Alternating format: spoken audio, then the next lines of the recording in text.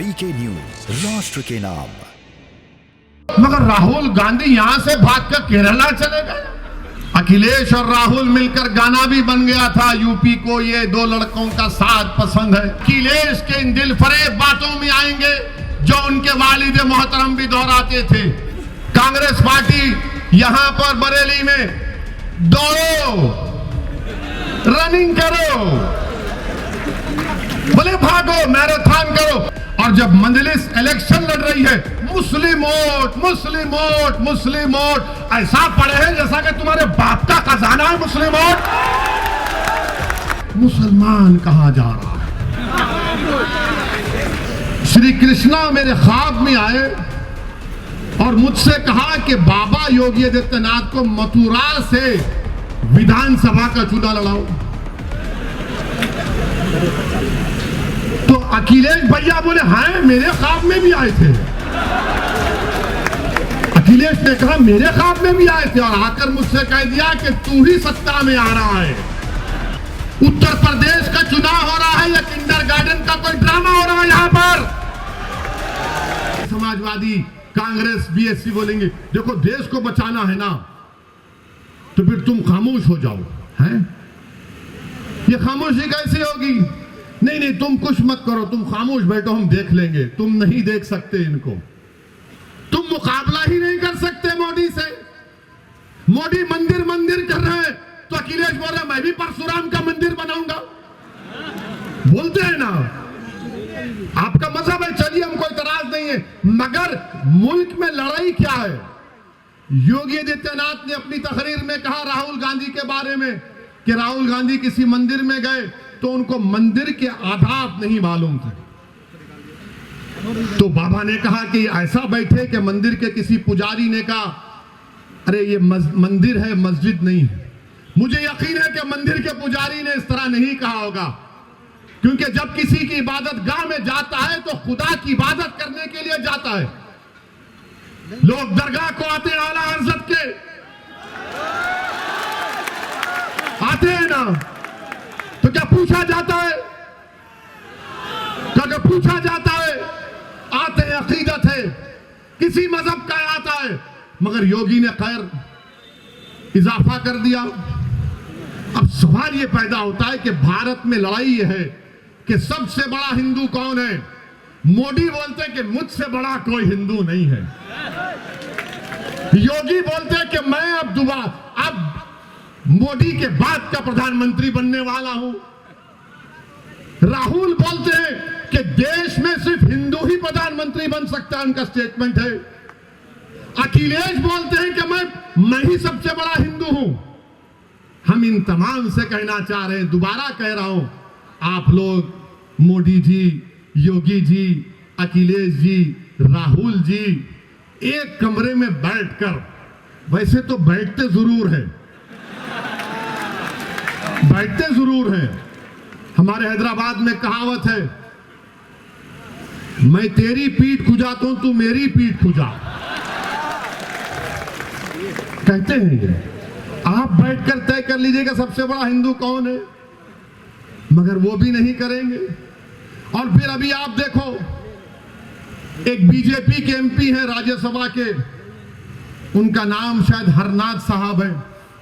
उन्होंने बीजेपी के सदर को खत लिखा और कहा कि श्री कृष्णा मेरे ख्वाब में आए और मुझसे कहा कि बाबा योगी आदित्यनाथ को मथुरा से विधानसभा का चुनाव लड़ाओ। तो अखिलेश भैया बोले हाँ, मेरे ख्वाब में भी आए थे। अखिलेश ने कहा मेरे ख्वाब में भी आए थे और आकर मुझसे कह दिया कि तू ही सत्ता में आ रहा है।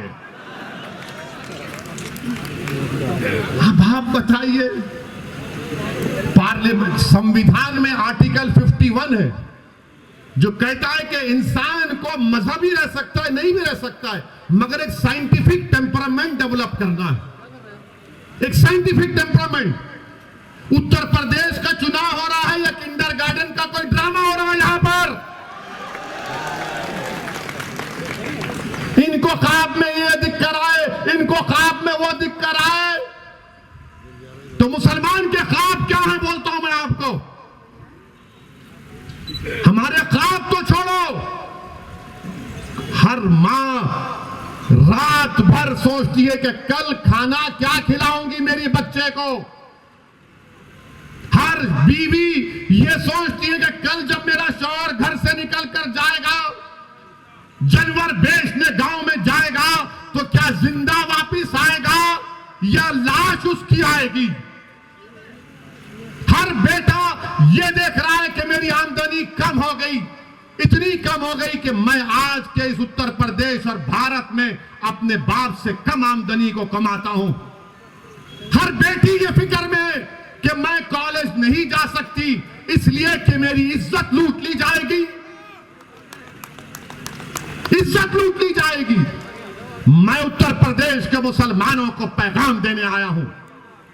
मैं आपको खुलकर कह रहा हूं कि आपको ख्वाब देखना है अब इंशाअल्लाह ताला, आपको ख्वाब देखना है इंशाअल्लाह ताला।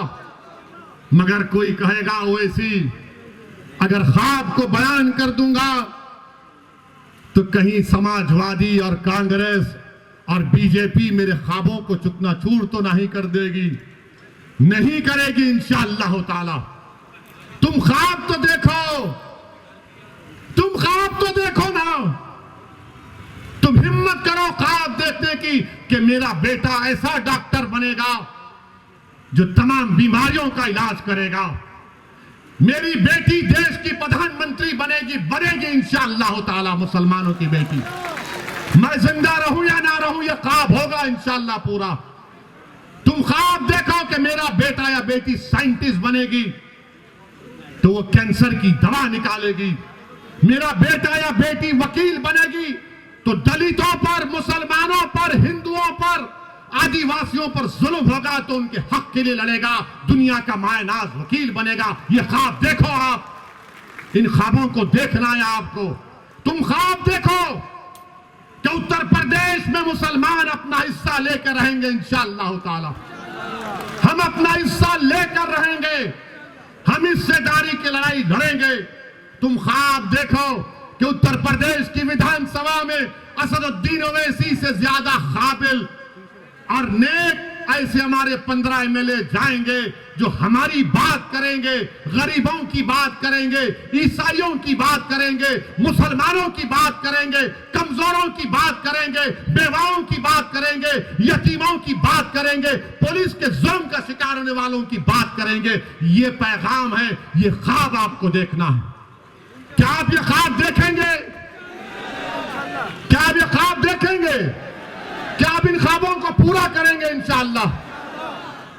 तो मेरे दोस्तों, ख्वाब कैसे पूरे होते हैं? सिर्फ ख्वाब देखकर हाँ अच्छा दिखा नहीं, ख्वाब जब देख लिए तो उसको पूरा करना है, जुस्तजू करना है, मेहनत करना है और अल्लाह से भीख मांगना है रसूलुल्लाह सल्लल्लाहु अलैहि वसल्लम का वसीला देकर।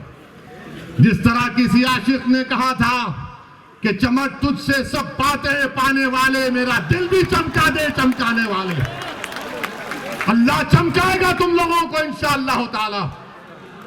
तुमको असदुद्दीन ओवैसी की जरूरत नहीं है, तुम सिर्फ ठान लो कि मैं भारत में चमकूंगा, मैं भारत को अपने नूर से, अपने इल्म की नूर से, अपने ईमान की नूर से, अपने किरदार की नूर से और सबसे ज्यादा अपने बेबाकी और अल्लाह पर तवक्कल करके इस मुल्क में और अमन को फैलाऊंगा और अपने हक को हासिल करूंगा। ये ख्वाब पूरा होगा इंशाअल्लाह ताला। को पूरा करने से उनका कोई मतलब नहीं था, इनको सिर्फ इलेक्शन जीतने से मतलब था। वो ये समझते थे कि हम जीत जाएंगे तो बस काम हो गया। मैं ये कह रहा हूं कि मैं मिटने तैयार हूं मगर तुमको जीतना है इंशाअल्लाह ताला।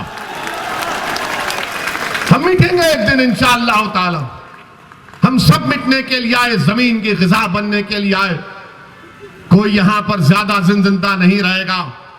ये तो अल्लाह को मालूम कि कौन कितनी हयात लेकर आया, मगर हर एक को मौत का मजा चखना है।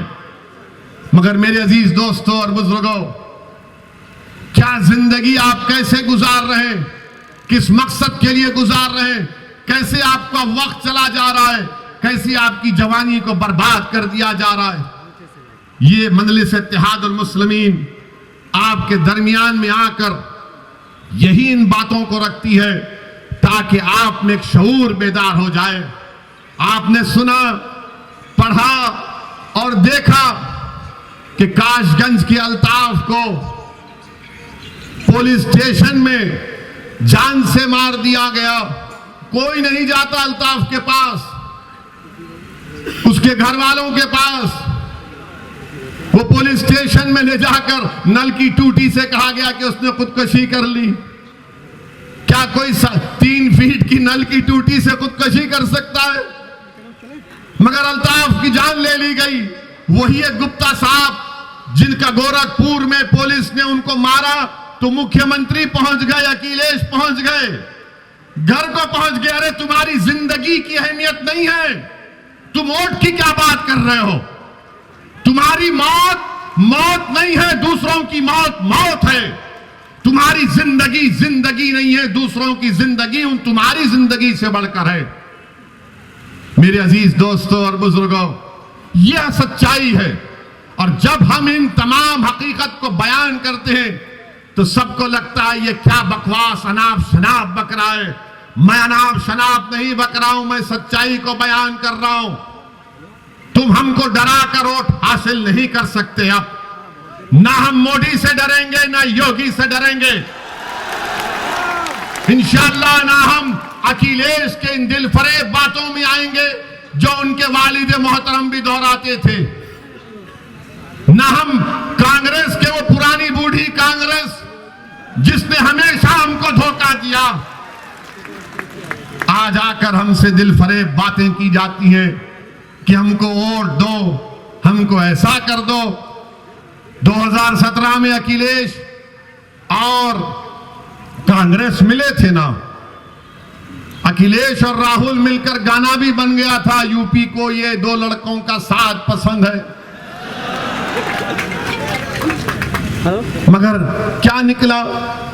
अरे अभी क्या निकला? 2019 में सपा बीएसपी मिल गए, मिलकर लड़े। 75% मुसलमानों ने वोट दिया। CSDS का डेटा बोलता है सिर्फ 15 लोकसभा की सीट जीते। कांग्रेस पार्टी यहां पर बरेली में दौड़ो, रनिंग करो, बोले भागो, मैराथन करो। मगर राहुल गांधी यहां से भागकर केरला चले गए। क्यों भागे? क्योंकि हार गए। जब राहुल गांधी हार गए, जब अखिलेश और बीएसपी हार गई, आपने कभी सुना इनकी जबान से कि हम हारे इसलिए कि हमको हिंदू भाइयों ने वोट नहीं दिया? कभी सुना आपने? कभी सुना आपने कि समाजवादी, बहुजन समाज और कांग्रेस को जो 2019 में, 2017 में, 2014 में यूपी में जो हार हुई, कभी उन्होंने कहा कि हमको यादवों ने वोट नहीं दिया? उन्होंने कहा कि हमको पासियों ने, वाल्मीकियों ने, धोबी ने वोट नहीं दिया? कि हमको ब्राह्मणों ने वोट नहीं दिया, हमको ठाकुरों ने वोट नहीं दिया, हमको हमारे बनिया कम्युनिटी के भाइयों ने वोट नहीं दिया? नहीं बोलेंगे। क्यों नहीं बोलेंगे?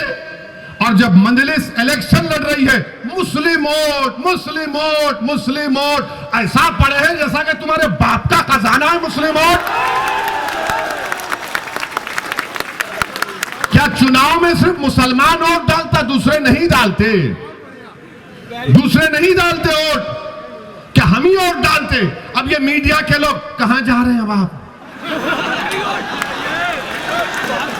कहां जा रहे हैं? अब की बार सिराते मुस्तकीम के रास्ते पे जा रहे हैं। अरे ये रास्ता कठिन है, बोले आका का गुलाम है, इश्क के रास्ते पर ही जाएगा। अभी हम हमारे पीछे जहां हमारा इंटरव्यू लेते, नहीं ये आप मुस्लिम वोट में सेंध डाल रहे हैं।